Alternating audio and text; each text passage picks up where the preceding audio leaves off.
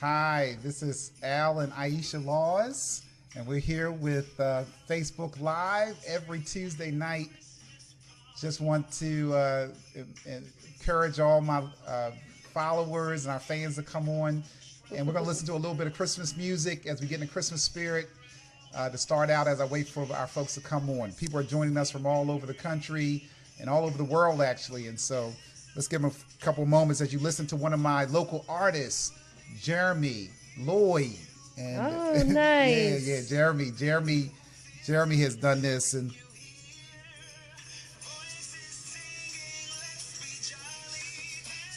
I see my friends coming on. Love seeing you. I need it mirrored over here, Greg. It's not mirroring.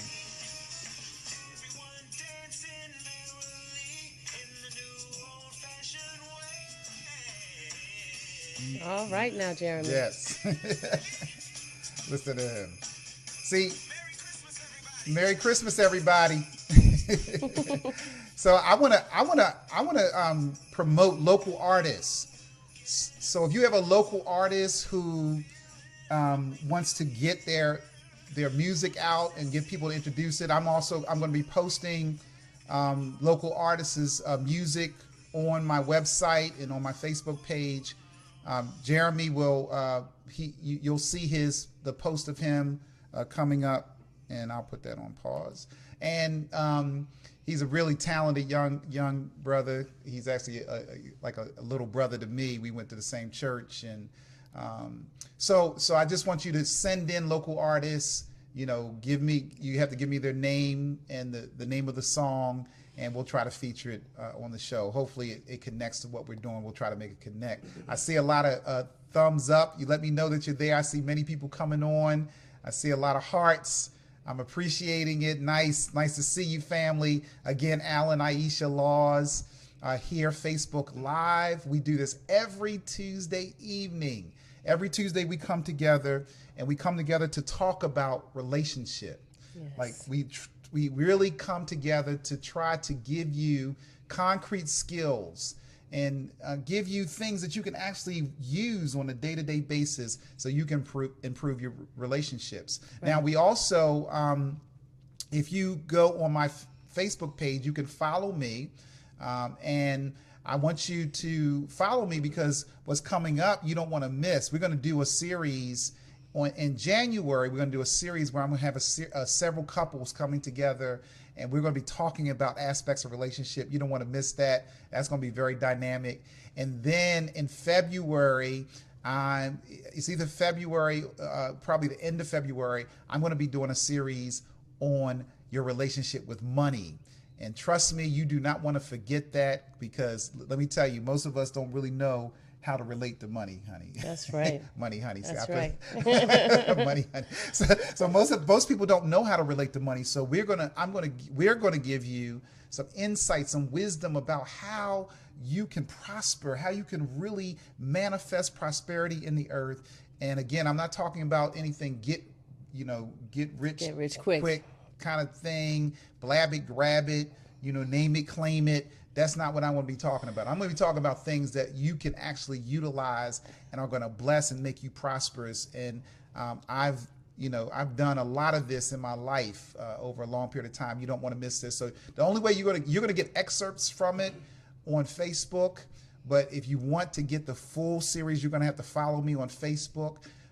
So go on Al Laws Jr. and follow me. You also, while you're here, you can hit the share button down in the left-hand corner of your device, and you can share right now to all your friends, family. Let them know you're here right now listening to Al and Aisha on Facebook Live.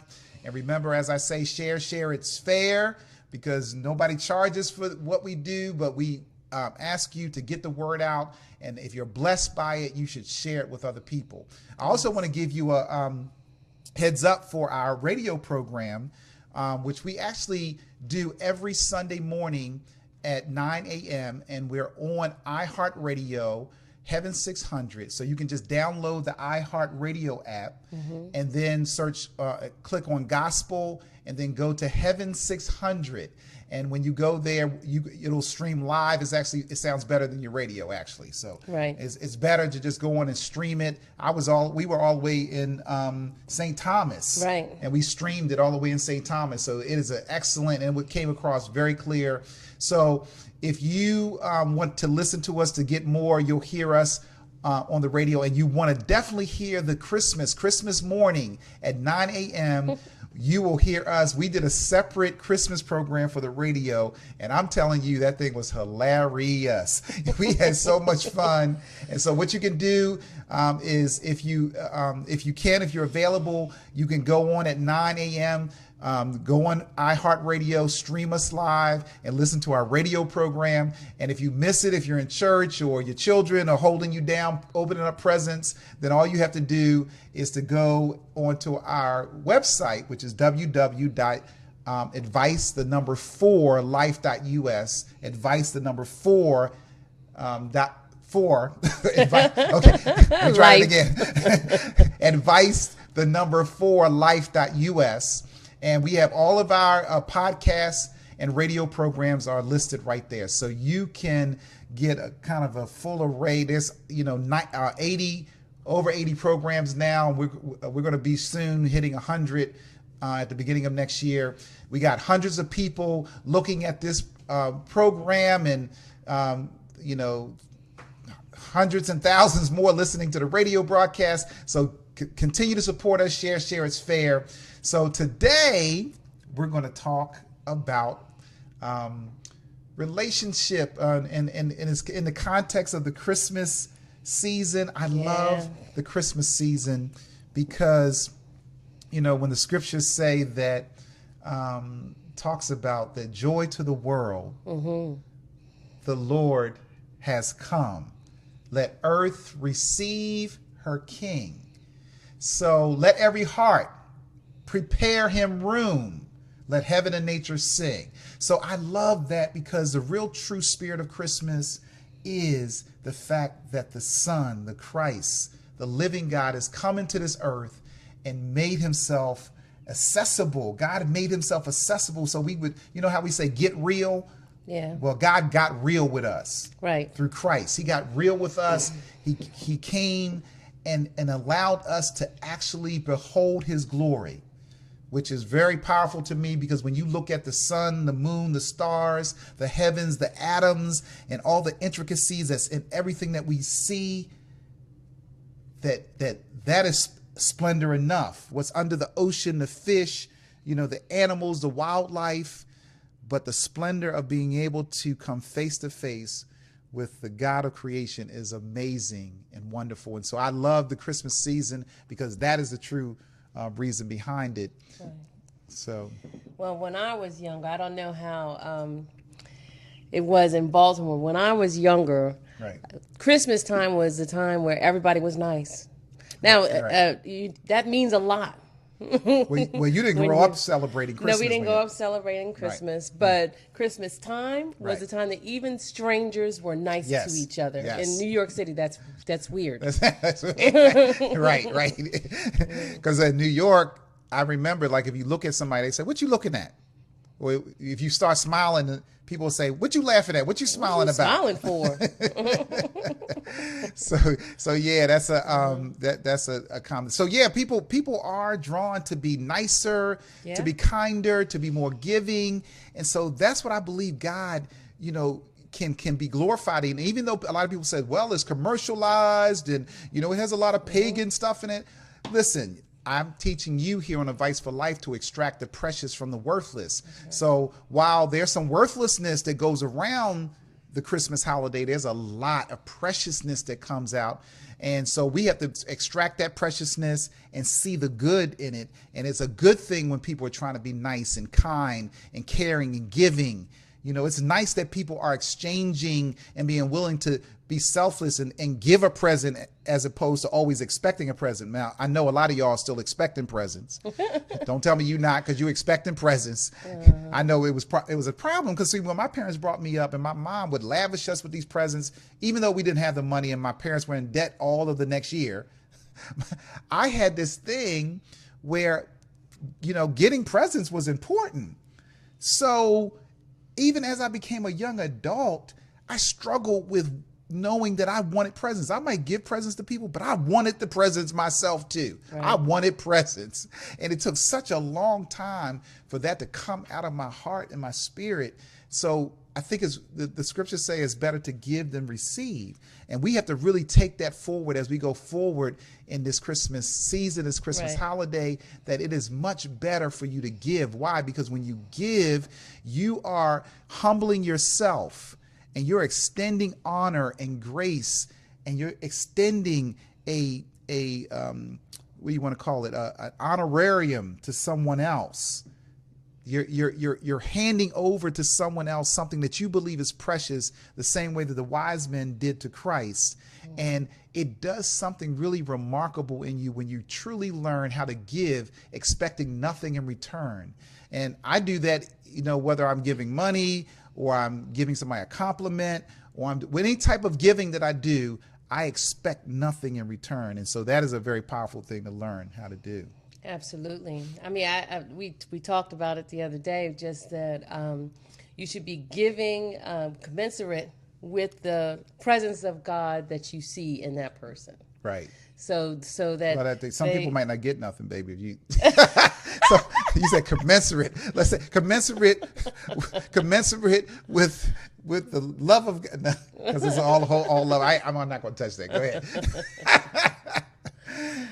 So you got to be able to extract the precious from the worthless. That's so right. You should always be able to find it. Now you can always find good. Always find. But you said commensurate with. That means if I only can find a little good, I only get a little present. So sometimes in me, because there's days where you ain't gonna be able to give me no present. Like my present gonna be this small. Well, they'll learn to not be on the naughty list next time. So make sure you drum up all your good and all your gratefulness and your graciousness on Christmas Day, so your present can be commensurate. Exactly. Yeah. So yeah, I think also, but you can.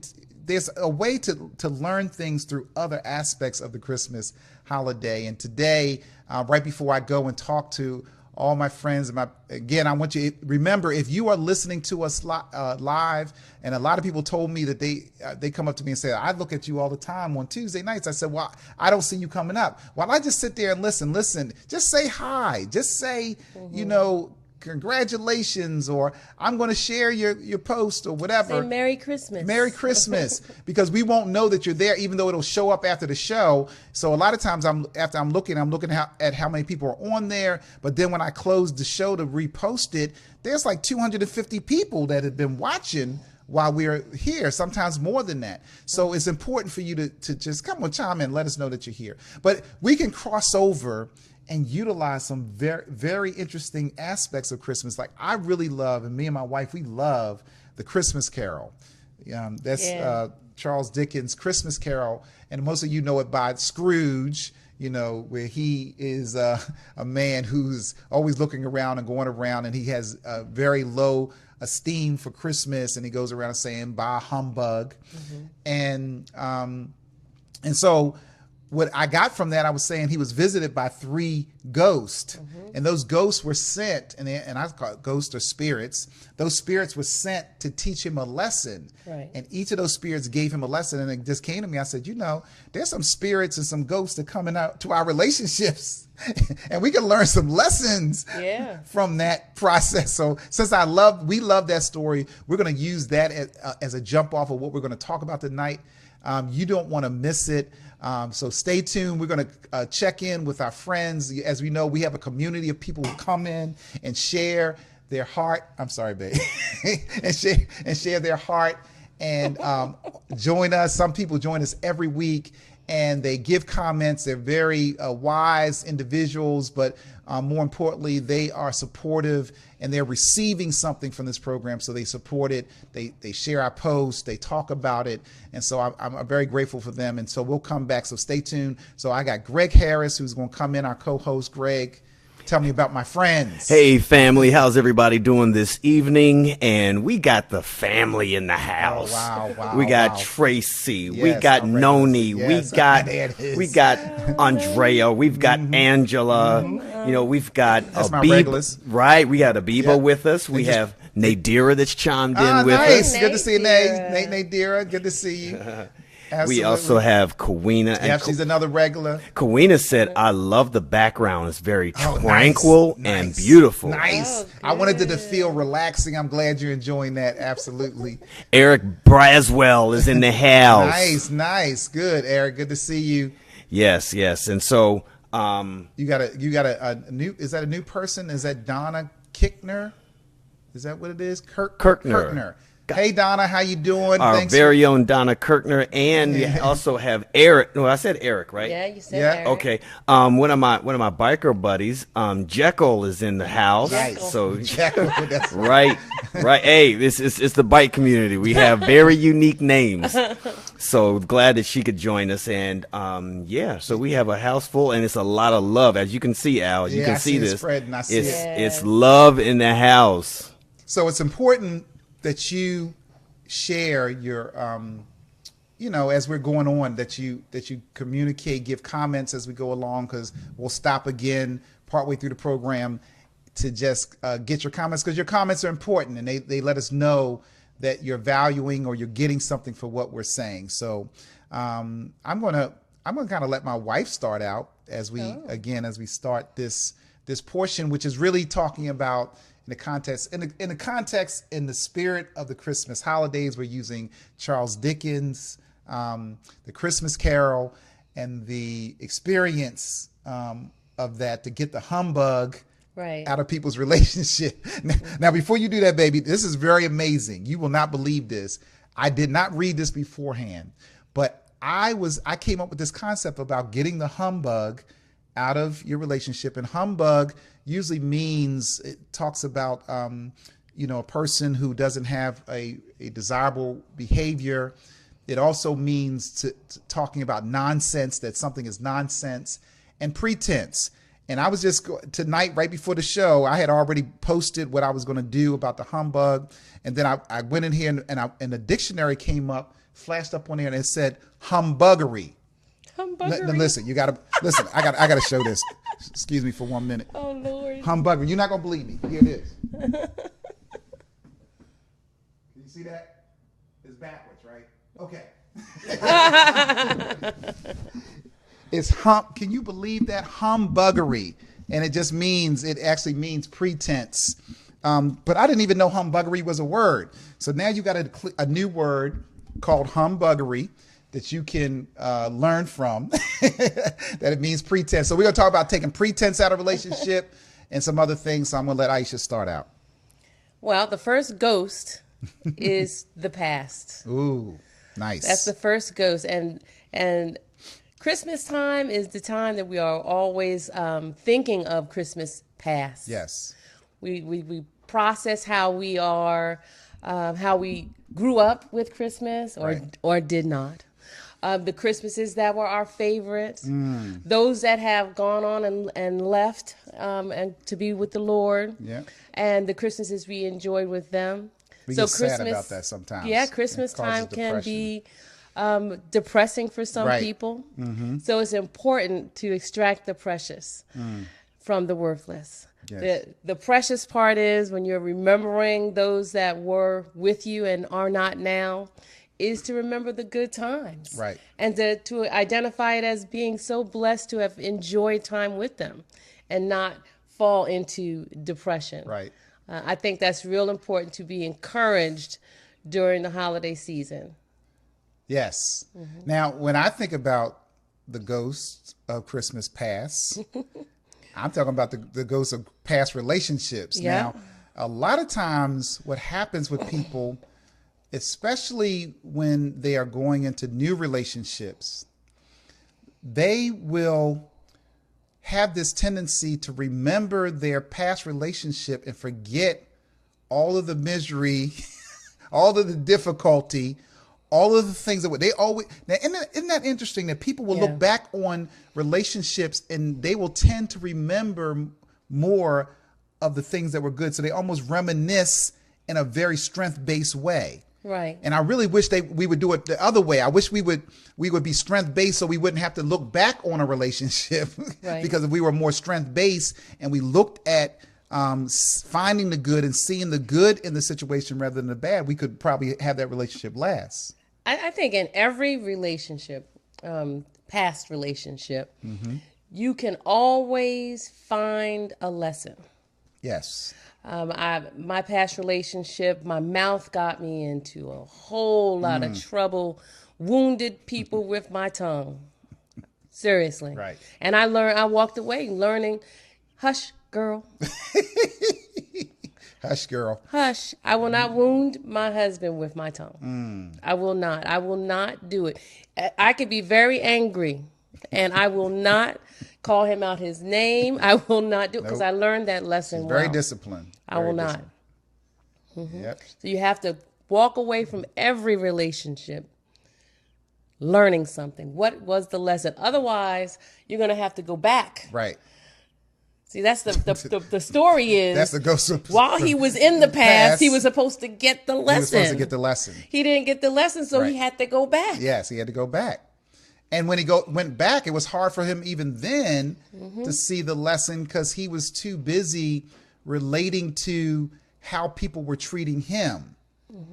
And then he would run into situations where he saw himself. Because really that view of the past is a reflection of yourself, Right. your own behavior, your own attitudes, your own approach to what you do in relationship. And so yeah, we have to learn from that past.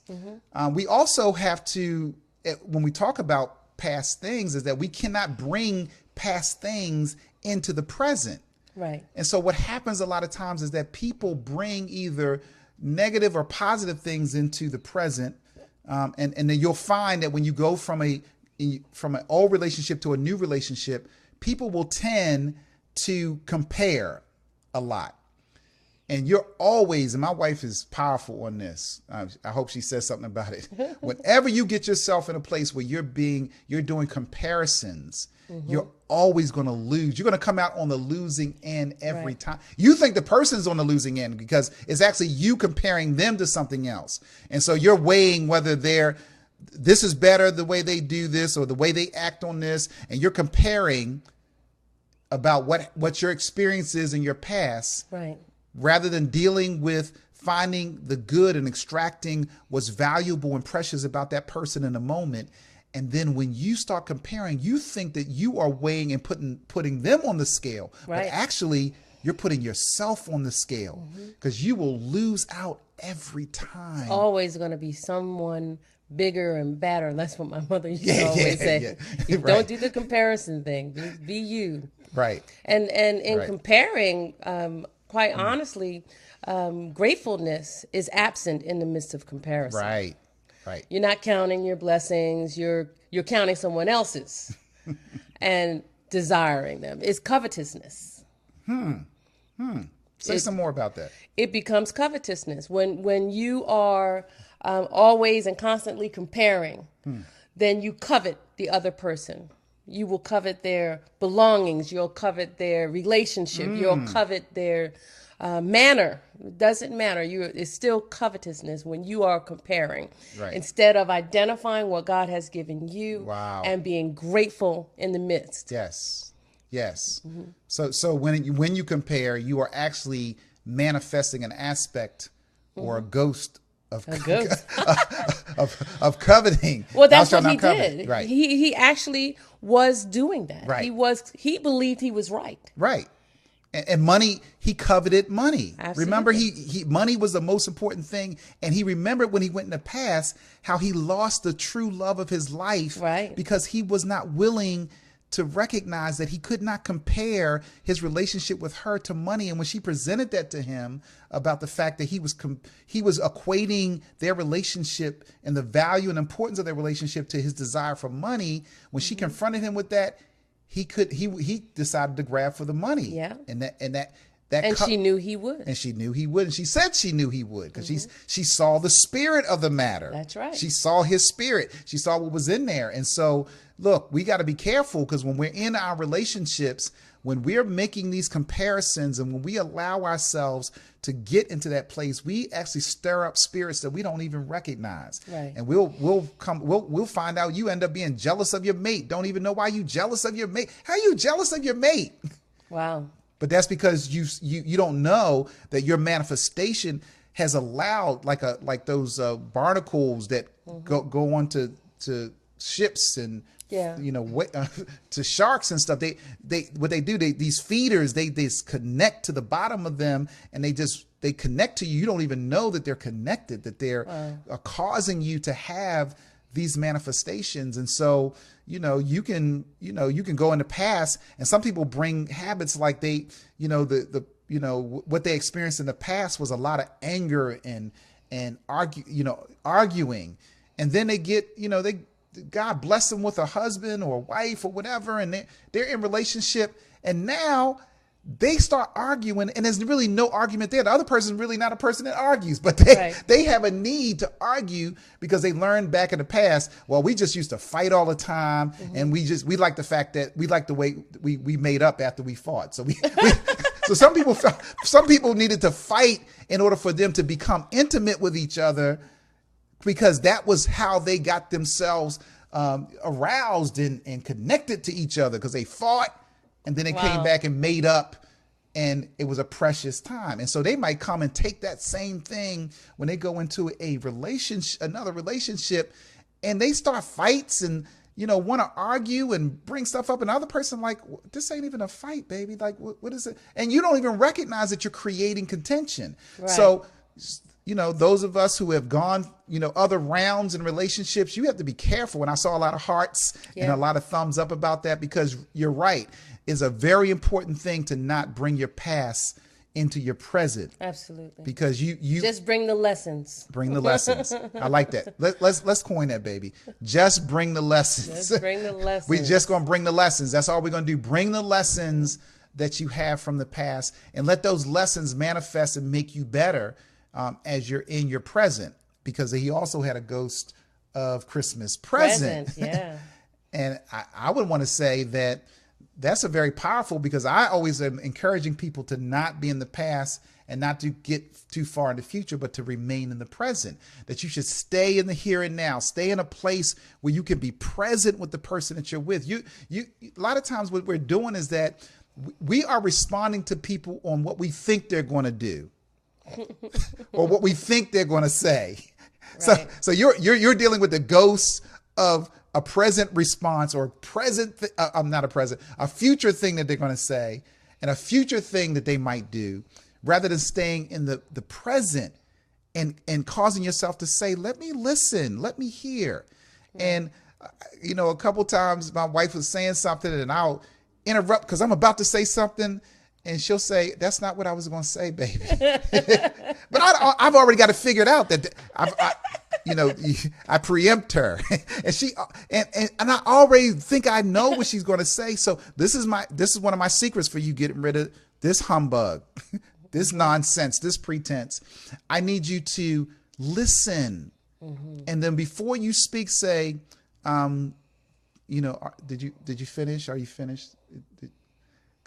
And then repeat back what you hear them saying, because if you do that, it's going to save you a lot of time and energy and effort and misunderstanding. Because most of your stuff, most of them ghosts and them spirits that's flying around that's affecting your relationship is because of misunderstanding. Because you haven't taken the time to both reflect in your listening, say back what you hear them say, and showing understanding. Right. So what I'm saying is that we always have to learn to discipline ourselves to reflect what the person's saying and then show understanding. Even if you just say, I understand what you're saying. Right. Because you may be all wound up, so you may not be, but a good showing understanding is to really say to that person an I message, which we teach, which is to say something that's related to what you can connect with. So I know it must be difficult because, when someone interrupts me, I struggle with that. Really? Yeah. Yes. So you can actually say, she said, really. So I want to be able to give that on a consistent basis, and I want you to do that so you can get that ghost and that spirit out of it. You were going to say something. Yes, but I was waiting till you finished. Okay. Really? Really? Thank you. Show me some understanding. No. Well, in that particular movie, his present is actually molded by his past. Okay. And he doesn't even recognize Right. that he is functioning through the pains from his past. Yes. He's humbugged Yes. because he was abandoned Yes. on Christmas by his Right, family. He's right. humbugged because his love left him at Christmas. He's like that because Right. his sister died Yes. in childbirth on Christmas. Right. So he's walking around an old man, not really understanding why he is so angry. Yes. Yes. Yep. So it's important to make certain that those pains from the past aren't affecting your present. He couldn't even love his nephew in the present Wow.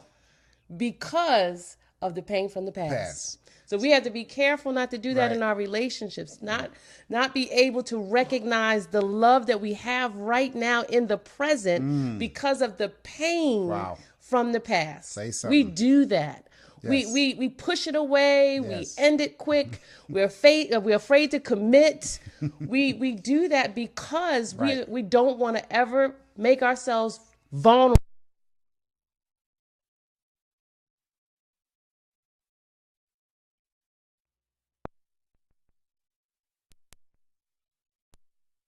You're to present. find your present. And that's important. And that you're right. It's interesting that to the depth, he loved his sister so much. They were so close, but his pain kept him from loving and fellowshipping with his nephew. who was his sister's son. Only child. Right, her only child, and he loved his sister, but he could not manifest that love to the son because of the pain of the past. That's very powerful, baby. Because of the pain. Yeah. Yep. Yeah. I think that's awesome. That we can do it now, though. We can make certain that we get that lesson. Right. It's a beautiful thing when you can learn lessons from someone else's error. Right.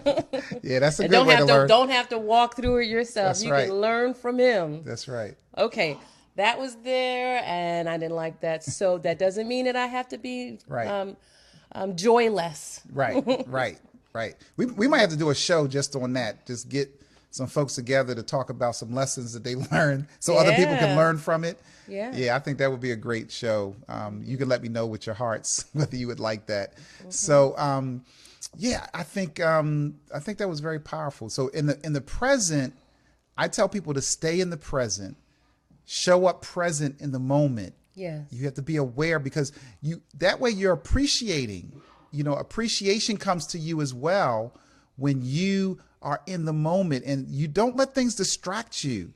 When you're talking to your children, don't talk to your children with a lot of distraction. Like I have to catch myself because the phones will throw you off, and so when my children come and they really try to get my attention, I try to discipline myself to put it down and look at them and deal directly with them. Yes. Because if I'm not, I'll be distracted and they don't get enough time with me as it is now. Right. So I have to give them undivided attention. And so I try to do that with my wife too, even though she does get the other part. She get a lot of the, looking at the phone and managing all this stuff. So, True story, y'all.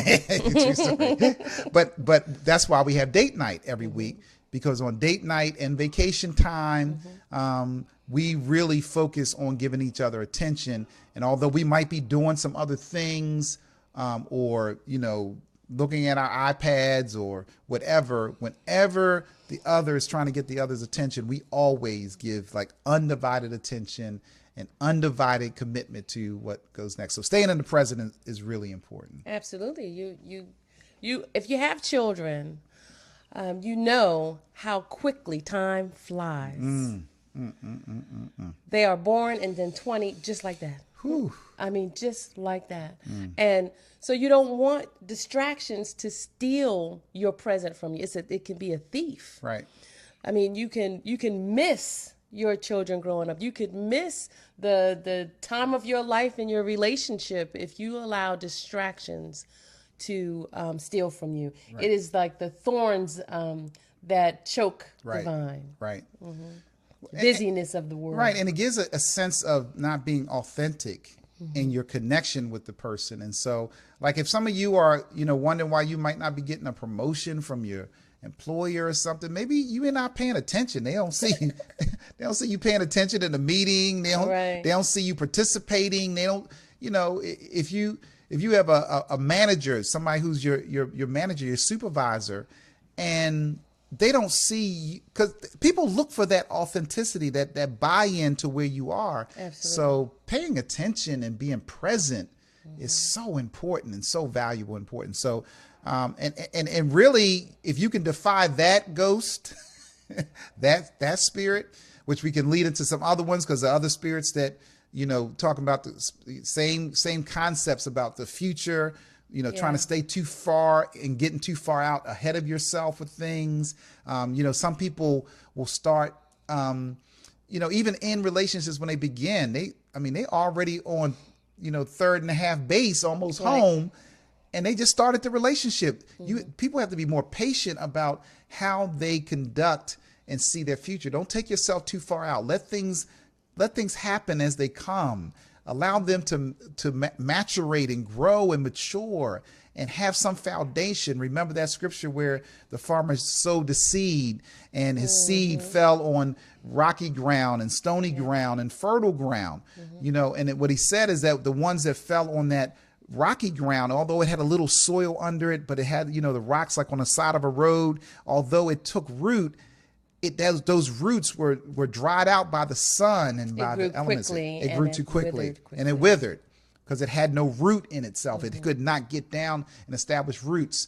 And so you have to make decisions and you have to do things that are about really trying to establish a root for yourself and not trying to get things that happen fast. So usually, the Bible says that an inheritance gained hastily will not be blessed in the end. So a lot of times if you are fast and quick and trying to make things happen so quickly in relationship, that means you may not be paying attention to the root, to the foundation that you're trying to establish and bring about. And that's so valuable and so important. It really is. Yeah. I like to think of the future also as the big picture. Okay. So it's the big picture. In the movie, it was showing him that the seeds that you are sowing in the present, the seeds that you sowed in the past are going to reap this future. Yes. So the big picture here is, how are you seeding? What are you sowing? And when you sow, make certain that you are looking at the big picture. Yes. What the future is bringing, because you are calling forth your future with your seed in your relationship. Yes, you are. Are you wounding with your tongue? Because it's coming back, y'all. That's right. That's right. Are you demonstrative? Are you manifesting the love of God toward him or toward her? Because it's coming back in the future. Right. It is creating a future for you. Be careful to look at the big picture with every relationship, with your children, with your spouse, with your boyfriend, with your parents. Wow. Be certain that even with your parents, that you are sowing the seed that tells them they can trust you. Right. So that when they're in need, they call upon you. Be careful what you sow. Whoa, they love big that. Picture. Big picture. People love that, baby. That's so powerful. It's so funny because I talked about a very similar thing in my staff meeting today. So that's amazing that you're saying that, because really, that what you just pointed out is that we don't realize that what's contained in the seeds that we sow is the future of the thing. Yeah. That's what you just said. So what that means is that any seed, whatever you have, whatever you're planting, like a palm tree knows that it's going to be a palm tree, and the image and the abilities and the capabilities and the characteristics of that palm tree are already in that seed. It doesn't have to go someplace else to get it. No bird comes along and adds to the palm tree to make it a palm tree. A palm tree seed has everything in it for that tree to become a palm tree. So when you're sowing something, sometimes you can't see the manifestation. You can't see what it's going to look like. We know what a palm tree looks like because we've seen a full-grown palm tree. But you can't see your future full-grown. You can't always see your future. You think you might, but you may not be able to see what's going to happen in the future. And so you have to be clear, and you have to move by faith and understand that I'm going to sow seeds that are valuable, that are clean, that are pure, seeds that are going to manifest what I want to see in the future. So you have to put in that manifestation of that seed and say, I want this to manifest, so I'm going to sow these seeds. So we talked about spirits that come in, bring humbug and pretense of relationship. If you bring in discontentment, right? So if you're discontent, and this is another thing that happens in creating humbug. If you are discontent and you have discontentment, meaning you're hard to satisfy. Never happy. You're never happy. Never good enough. It's always something that could have been done different, could have been done right. Now, as a recovering perfectionist, I understand this a lot. I'm admitting. You got to say, keep coming back, keep coming back. One day at a time. Yeah, one day at a time. Right. I am a recovering perfectionist. So what happens in that is that you have to really learn in that you have to find good, and you have to find contentment, and you have to find value in things and connect to that. And you have to find contentment, because if you are sowing a seed of discontentment in your relationship, the trees and the weeds and the outcome that you see on the other end, you may not see what's attached to that, but what's attached to that discontentment is a picture and a future that you're not willing to deal with. That's exactly right. It's the only scripture that says God will not be mocked. That's right. You reap what you sow, God will not be mocked. That's right. It says that. Mock meaning you can't play with him around this. Right. Mock meaning, go ahead, try me. You don't believe me? Go ahead, try it. Okay, go ahead and try it. If you try it, when they say try it, you'll like it. Well, you're not going to like this one. Well, you will like it. It depends on what you sow. That's right. Try it, because you will know that it will absolutely work. It works in every dimension. It's without respect of person. It doesn't care who you are, what you are. Seeds don't care. A seed don't care if an octopus puts the seed in the bottom of the ocean. A seed don't care if a mean, nasty person puts a seed. It will still produce after its kind. So whatever seed you're sowing, it is irrespective of your person. It will produce it, and it has in its content your future, as my wife beautifully brought forward. Amen. Amen. But it is when you're sowing your seed, it's not dependent on whether the other person is sowing properly. Right. So you're thinking of your big picture. Your big picture cannot be dependent on whether or not that person is yelling at you. You sow peace. It's not dependent on whether or not that person has given their 100% to the relationship. Right. You sow diligence. Right. And patience. And love. Right. And what you sow, you will reap. And when you're sowing it, you always have to remember the atmosphere that the seed needs to mature. That atmosphere is always love. It's always love. You're moving out of love. Right. Love for the person that you're sowing in, giving them the seed necessary to be all that they can be in God. That's love. That is we are demanded. Right. It is a demand on our lives that we owe no one anything but to love them. To love them. Right. So that's the atmosphere that the seed needs to mature. There's a concept in family strengthening, and we talk about on Advice for Life, which states that you should not look for the fruit of your labor. So it's in the 7 rules of family strengthening. You should not try to look for the fruits of your labor. What that means is that when you are doing something, when you are sowing, when you are responsive to something, you are not looking for something in return for it. Mm-hmm. You are not looking for it to do something in order for you to do something. Right. Because your labor, your sowing that you're doing is because it's coming from your heart, from your spirit. And you know, and you understand what you are trying to get and manifest in the future. And now what happens though, is that sometimes as people do look for the fruit of their labor, and they get very anxious, because that's what it does. It makes you anxious. So people will sow a seed. So just imagine you have a apple seed and you plant it into the ground, and 3 weeks later you go in and you dig up the ground because you want to see how it's growing, how it's progressing. Now the principle is, the interesting thing about growth and seed is that there's a lot of work that happens underground. Mm-hmm. Oh my God, I just said something. Mm-hmm. There's a lot of work that's happening underground. There's a lot of nourishment. There's a lot of things that have to contribute to what you've sown. Mm-hmm. And we get so impatient because we put it in the ground and we don't see nothing moving, and the ground's not shaking and we don't see nothing popping up. And we just got this thing, but what's going on with this seed? I put the seed in the ground. Okay. Yeah. But they didn't put their seed in the ground, but I put my seed in the ground and I don't see nothing moving.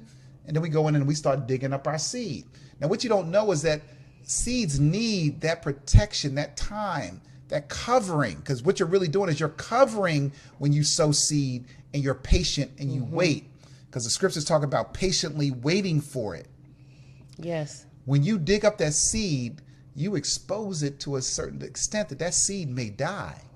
It may not survive because you took it out of its environment that it needed, that nurturing environment, that seed that you sowed was there, and it causes you now to not be able to reap what you sowed. Mm-hmm. So we have to be patient when we sow the seed and allow it to grow, and then admire and look at the steps as it goes forth, and not get impatient, in our well-doing. So we should not be looking for the fruit of our labor, but we should also be patient, because some of the elements of looking for the fruit of our labor will cause us to prematurely dig up our seed. Right. And that's a ghost that you don't want. Yeah. Yeah. I love what you did with that, babe. That's powerful, because that impatience that causes you to dig up your seed, that impatience that is waiting for the fruit of your labor is entitlement. Nice. I gave you that, so I'm entitled to you doing this for me. You better have her.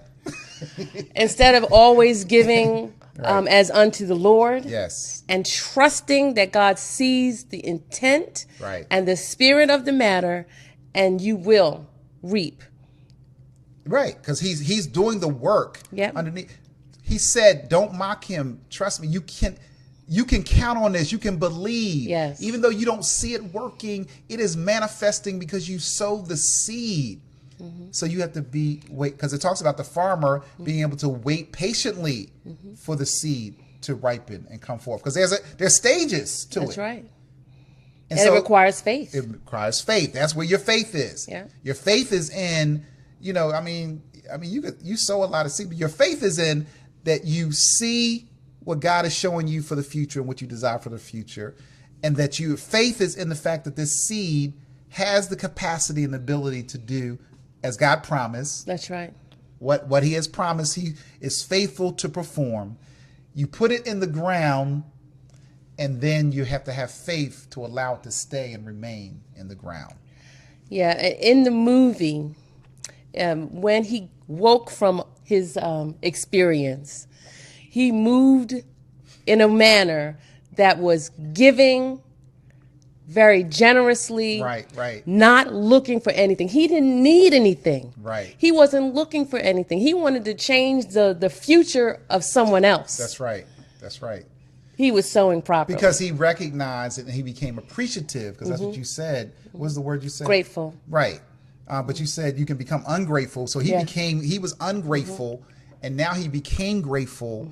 And just the moment, the fact that he was alive still, his gratefulness caused him to now go and begin to reach out and try to affect the future. So he was really trying to deal with that ghost of Christmas future. Because he recognized that his seed, his behaviors, his actions, what he did here on this earth, what he did on an everyday basis does affect the future. And that's the lesson. Absolutely.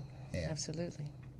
Now So, I want to go see the movie. Yeah. I saw half of it the other night, baby. I'm sorry, you were out. So that's sacrilege in our house. Don't cut the turkey. That means you cannot look at Christmas Carol unless everybody is there and ready to listen to it. So I cut the turkey, baby. I'm sorry. So anyway, we're coming close to our time. So we want to check back in with our Facebook family. I hope you're receiving something from this as we took our time to slice and dice and to deal with this metaphor of the Christmas Carol with the three ghosts of Christmas past, present, and future, and talked about how we tried to weave that into talking about relationships. So hopefully you got something from that and you've been making comments, and I want Greg to come back. I see all the thumbs up and the hearts. That whenever you do that, that lets us know that when we make a comment that is blessing you. So you can always go over there and just hit those hearts and hit those thumbs up that are on the side. We appreciate that. So Greg, give me some feedback from our Facebook family. Yeah, a lot of feedback, and family, y'all have been very interactive, and y'all are just being a blessing to each other. You really are. Nice. So Tracy shares, she says, be strength-based in the present. Don't wait for the past to be strength-based. Right. Right. And be strength-based in the right. So if you're strength-based in the present, you won't have to look back. I wish I woulda, shoulda, coulda said that. Right. Yes. Right. Christina says you have to let go of what isn't yours anymore and appreciate what is. Nice. Amen. I love that. Nice. Yes. Appreciate what is. Thank you, Absolutely. Christina. Then Bernadette, she says, you first must heal. Put some time in between relationships, and God does his best to work when we are alone with him. Wow. What a powerful statement. Yes. Awesome. Let God do his work. Yeah. Abiba says, and act on the understanding. But she was following up with something. Yeah. Because we can. Abiba. Right. So Bernadette says we can't think for two people. And then Abiba It's hard enough says, to think for one. And act on the understanding. Right. It's hard enough for us to know what we dealing with and how we're processing and understanding ourselves. Yeah. So, but you certainly can show understanding to others, and you certainly can be in a place where you recognize that you're going to focus on the other as higher than yourself. That you're not going to be self-centered, but you're going to be centered on others and the Christ that's in others. Right. Eric shares, he says, when I was a child, I thought as a child. Right. I spoke as a child. I understood as a child. But when I became a man, I put away children things. Childish things. Yes. Childish things. That's right. So that's actually from 1 Corinthians chapter 13. Right. The chapter on love. And Chapter on love. So that's right. That's how you get to that place. My wife says, if you want something to grow, you got to sprinkle it with love. Oh, that's right. Tracy said further down, she says, I'm humbugged because of the ghost of the past. Hashtag let go. Let go. Let go. And you can get bogged down, and you can, get humbugged by what you have experienced. But again, as Aisha said, if you learn the lesson, then you should be joyful that God showed you the lesson, because some people are still walking in their mess and the things that they've experienced, and they're still in a place where they're about to take it into the next situation that they're in, and they repeat it over and over again and do not learn the lesson. So those of you who are serial relationship people and you get in a relationship, it's all happy, and then it breaks up and you blame the other person for what they're doing. So each time you're blaming the other person, about the third or fourth time when you blame that other person, stop and say, maybe it's me. Maybe I have to look at what I have to get from this. And matter of fact, stop yourself. Don't blame them for nothing. They might have been horrible and terrible, but don't blame them. Look at yourself and say, what do I need to learn from this? The common denominator is you. That's right. Exactly. Any new people? Exactly. I see Michael Johnson on there. Yep, Michael Johnson is in the house. Say something. Say. Can you say something about Mike? Mike. He said, I am trying to plant the seed for my son, and we keep bumping heads, right, due to the dysfunctional relationship between me and his mother. Sergeant, I'm trying to teach him things and be there for him. Right. And there's no, that's fine. Okay. So yeah, I think Michael, that dysfunction really comes down to, again, you sowing seeds and you being committed and patient to do what you know to do that's right, for the sake of your son, because that was very powerful. You says, I'm sowing seeds for my son. So how you respond to his mother, how you allow yourself to deal with the dynamic, he's watching you. So you are sowing seeds, because now he's going to see when he's in a difficult situation, a relationship or whatever, this is how you handle it. So I'm encouraging you, and I know how much you are committed to sowing into your children. And so I really encourage you, my young brother, because there's a lot of fathers out there that are not trying to sow into their sons and their daughters. They're not doing that. So Mike, you get a lot of props from me that you're committed to doing that. And I see my other folks up there putting up thumbs up and hearts for a young man who is really trying to be a good father. Yes. In addition, Kawena, she wrote, I'm thinking about, when you're talking about sowing, I'm thinking about a beautiful rose bush. In order for it to grow, you have to water, nurture, love, and prune it. Yes. Yeah. It works the same way in relationships. Right. One must put in the work when it hurts. Absolutely. Yeah. And make sure you don't prune it too soon, because if you know anything about plants, you have to make sure you wait to prune it. I saw, is that Angela there? She said, yes, Kawena. She says, yes, Kawena, in all that we do it unto the Lord. We have to make sure we sow in good ground. The seed is good, but what is in our spirit that is causing it to not grow? Okay, so I see Mom there. She came on. Oh, that's actually my daughter Diva, who's Hi from I knew she's trying to be there. Diva and Trim trying to be regular as my daughters. I'm hoping they're getting something. Hi, sweet as they do babies. this. And Joe, who's that? Joe Bean. Yep. James Joe Bean Johnson. Hey, nice. Good to have you. I'm glad you showed up. He said he was late, but I'm glad you came. All right. Anybody else? Can you go back up to the top, because we're gonna close out because our time. Nope. Okay. So oh no, Io. I saw Io there. Oh yeah. Io. She just want to let her know, and she says she wants to manifest sow pure seeds of what you want to manifest in the future. Love it. # truth. Thank you, Io, for that. Listen, everybody, you guys are always great. You're going to share because it's fair. And every Tuesday at 8:30 we are here, Facebook Live. Always, every Tuesday. Now, if for some reason we're not going to be there, we'll notify you and let you know. But every Tuesday we get together. Remember, go follow me, Al Laws Jr., on my Facebook page.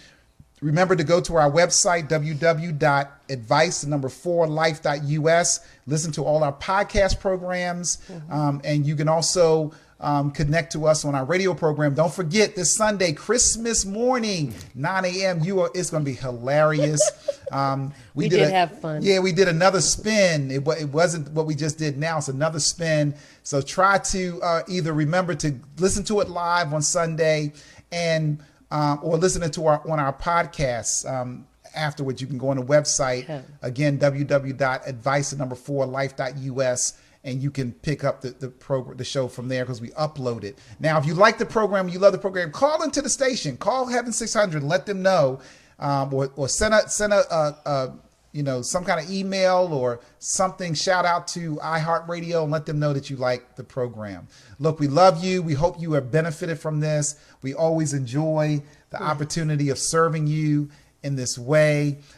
We got a lot of things in store for you. Let me tell you, as we go into this new year, you don't want to miss it. We're going to do a whole thing with couples coming together, sharing things. And I'm going to do a series on your relationship with finances. Look, don't miss it. We'll see you here every week, Tuesday at 8:30. And we love you. And I got to do this. Remember Merry Christmas. Remember to bring those local artists to me. Because I want to feature those local artists. Remember, the local artist that was here on this time was Jeremy. And I hope I can find his... See, it's not all the way up there. Oh, anyway. So remember, Jeremy Lloyd, he'll be posted on my Facebook page and on my website. We love you guys, and we will see you next Tuesday, 8:30. Al and Aisha Law's Advice for Life.